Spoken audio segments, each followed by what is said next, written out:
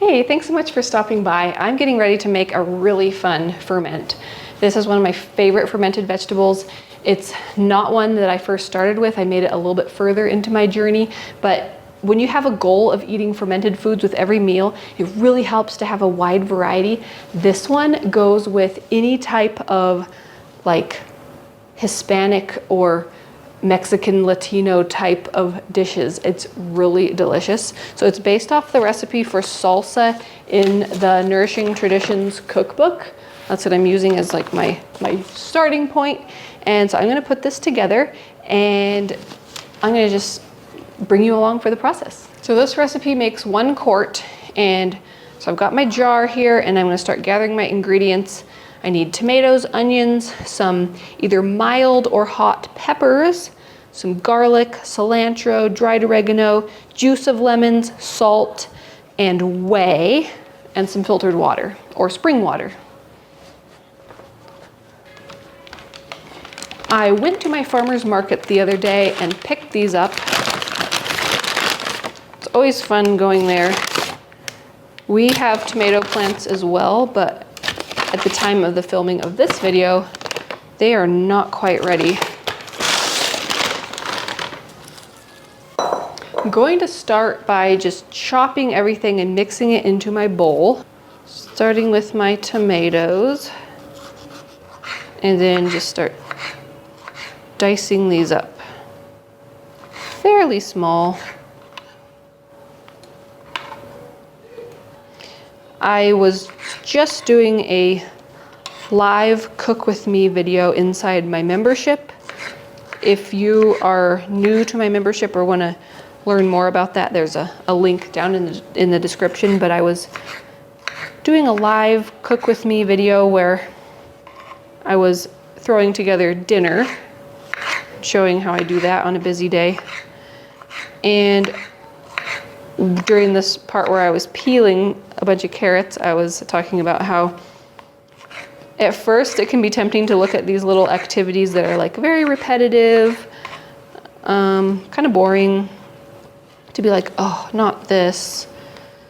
But actually in today's society where everything is so fast paced and we're used to social media and advertising and just really quick flashy things, and our attention spans are not as long as maybe people's were historically. Having a time like this where you're just doing something and your mind can wander, it's actually really nice. I like to take advantage of it to be just a nice little mindful exercise of just letting your mind kind of rest and think through all kinds of good things that you can think of. I also think of this when I'm like sitting at a stoplight or have to wait at an appointment somewhere. And I think, don't just grab your phone and start going through your to-do list. Instead, just enjoy the little break that we get, like people did before we had the internet in our pocket or whatever, you know? I think it's good to remember those times and kind of go back and enjoy little bits of peace, and where we don't have to be doing anything, where we can just kind of sit and enjoy one thing for a little bit. For fermenting, let's talk about some good things to know. So everything needs to be super clean. Your vegetables washed beforehand.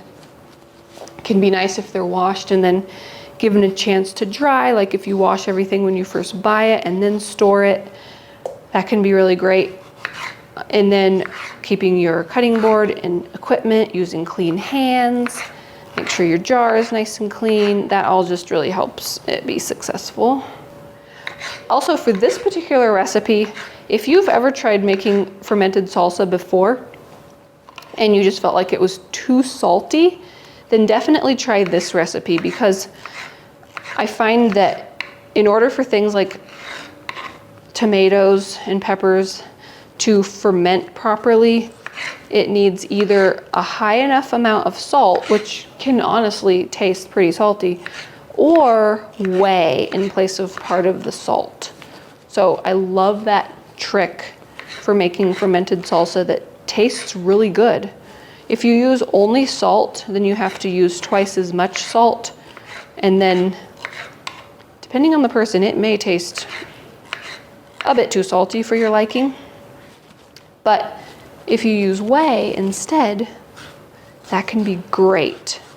Use whey in place of half of the salt. So I'll get to those measurements in a little bit once we are doing that. But I find that that's the trick to making fermented salsa that you want to eat, is use part whey and part salt instead of all just salt.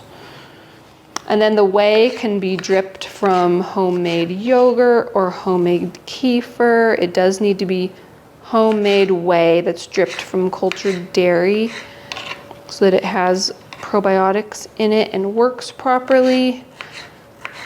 I have other videos and blog posts and resources on how to make those different cultured dairy ferments, cultures. So you can look at that. But that's what is meant by whey for this recipe. W-H-E-Y. All right, so there's all of our tomatoes. Next, we're going to chop 2 onions. So first I'm just going to take the ends off and take the peels off. And then chop them nice and small so that they will be tasty in the salsa. This is a stubborn onion skin here. Sometimes you get pieces that come off very nicely and some of them are really stuck. Okay, there we go. So let's start chopping those. Fingers crossed that it's a nice onion that's not going to be too strong. It seems like it's easy to get the strong ones, especially when you're filming and when things are fresh from the market and from the garden. So we'll see what happens here. So far, so good.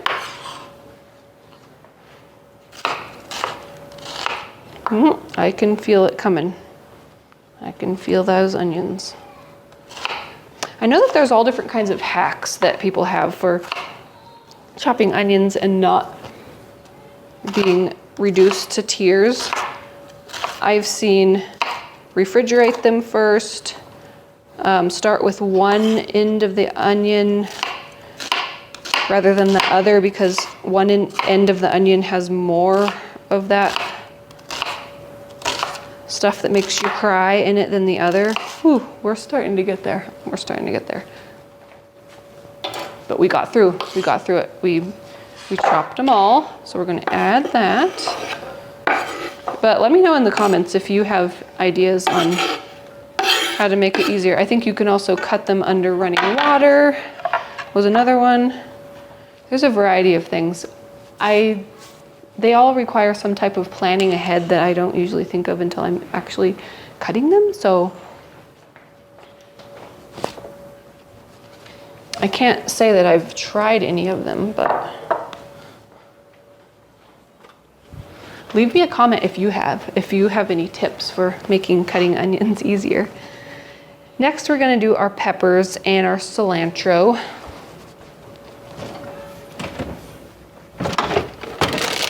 We're going to add some peppers. I am going to make this spicy.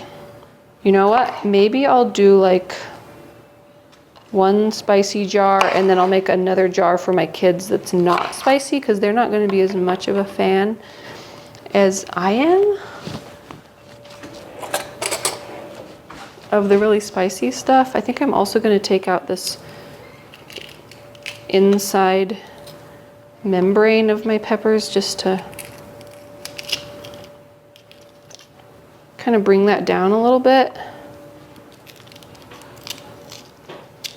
Because I do like spicy stuff, but I don't like it to be overpoweringly spicy.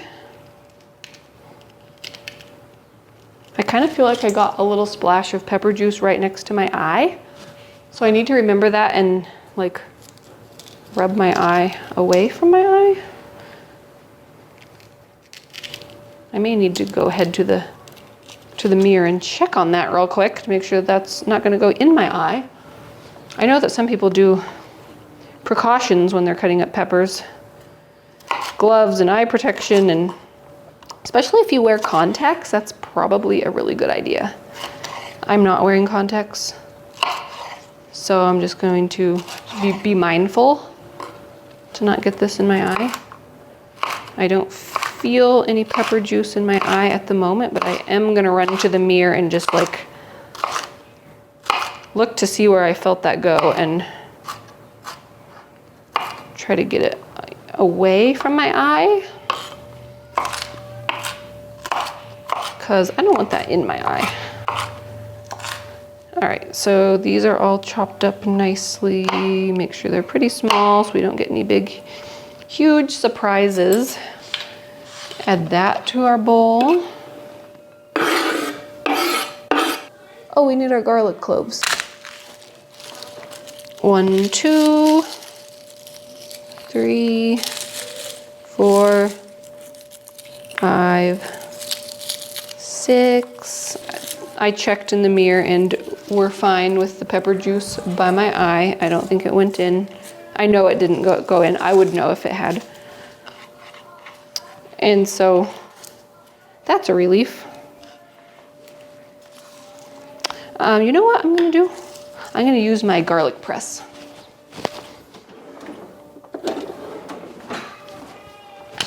I really like this one. It's really easy to use because I want this pretty small anyway. That just makes it a lot easier. You don't have to peel the cloves of garlic for this one. I can link this one if I can find a link to where I got it. I'm pretty sure I can. And I can put it in the description, but I love this for adding garlic super easy. All right, next we can add our cilantro. Do you say cilantro or cilantro? Tell me in the comments which one. One bunch.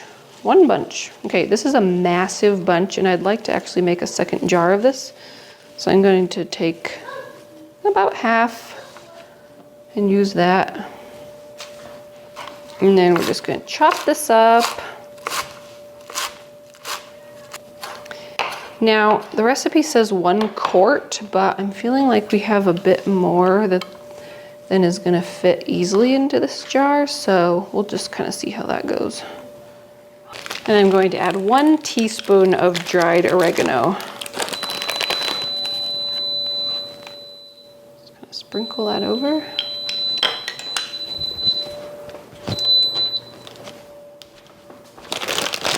That was just my timer for my sourdough going off there. And then I need to add the juice of 2 lemons. So I'll just cut those in half and then grab my handy juicer. I really like this one. It's stainless steel. You just put your lemon half in there, put the sliced end down, and then just press. Very easy. It's been a little while since I've made this salsa and I'm already remembering how good it tastes.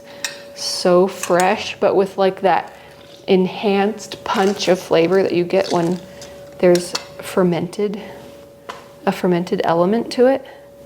So I'm really looking forward to having this again. Get that little lemon seed out of there. All right, the next thing that we need is our salt. So we're going to do 1 tablespoon of salt and then 4 tablespoons of whey. If you didn't have whey, it says to do another tablespoon of salt, which is what I was talking about. So we're going to do the 1 tablespoon of salt and 4 tablespoons of whey, so it will not be too salty. All right, the next thing that we're going to add is our 1 tablespoon of salt. I'm using my Baja Gold mineral salt, one of my favorite salts. And then that 4 tablespoons of whey and 1/4 cup of filtered water. I'm gonna wait to add that for just a minute. I'm gonna first mix everything together. And this is a common mistake of mine, using too small of a bowl. they said a quart, and I didn't remember that this actually ends up making more than what looks like a quart. So should have used a bigger bowl. I'm always making that mistake. Alrighty. Oh, I'm also going to be using a fermentation weight.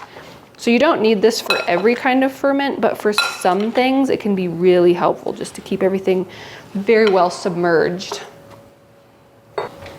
So I have my funnel to make it easier, and my little glass fermentation weight. I'll give you a close-up look at these things too. But I'm just going to go ahead and start putting this into my jar, and I'm going to be packing it in so that it's in there nice and tight. And then the juice from the tomatoes and onions somewhat, along with the whey, starts to make its own liquid in the bottom. And so that kind of helps too. So we want a certain amount of space at the top of the jar. I like to fill things just up to the shoulder, just where that curve starts. That way you know that they're not too full. Yeah, I want to say this is a 2-quart recipe going on the measurements or the sizes of things that I was using. Okay, and then I'm going to put in my weight and just press everything down, and then I'm going to grab my spring water. This can be spring water or filtered water, and I'm going to add just enough that it comes up to that shoulder and that everything is submerged. Okay, so can you see that little glass fermentation weight in there? You see all those beautiful things filling up that jar, and it's just up to where it has that curve beginning there. No more full than that, at least a good inch of space in the top. And then when it comes to fermentation lids, of course, there's all kinds of options, but I personally like to stick to this metal flat and ring system, especially during that first initial ferment. What I'll do is once the time of fermentation on the counter is done, I will swap to something like one of these plastic lids for, you know, using it a lot and keeping it in the refrigerator, because those are a lot easier and nicer to keep clean and all that. But while it's fermenting, I really like these metal ones. So what I like to do is tighten it down, and then right now it can pop up and down, but as it ferments, it'll build pressure, and that helps you know how much pressure is building and when it's ready to move to the fridge. The recipe in the Nourishing Traditions cookbook says let it ferment at room temperature for about 2 days before transferring to cold storage. And when you move something to the fridge from the counter, it's a good idea to let it cool down in the refrigerator for an hour or two. Otherwise, if you try to open it, all of that wonderful bubbly fermentation activity can really bubble out and overflow on you. So it's nice to let that all calm down in the cool temperatures in the fridge. So that's where this is gonna go. It's gonna go on the counter to ferment. And I obviously have enough here for, I think, a whole another quart jar. So I'm going to get filling my next jar pretty soon and get that one fermenting as well. But that is the process for making probiotic-rich lacto-fermented salsa. And I hope that you enjoyed that. If you did like this video, it would mean a lot to me if you could give it a thumbs up. That really helps out my channel. You may also want to check out my description box. I will have links to my garlic press down there, the fermentation weight that I use, anything else here that might be helpful for you. I'll put as many things down there as I can in links. I also have things that I've made for you, like ebooks. There's lots of free ebooks down there, different things that I've made. So make sure to check that out. And if you enjoy videos like this about from scratch cooking, slow, intentional, seasonal living with lots of nourishing recipes, then make sure to stay tuned for more content. Thank you so much for watching, and I will see you in the next video. Bye.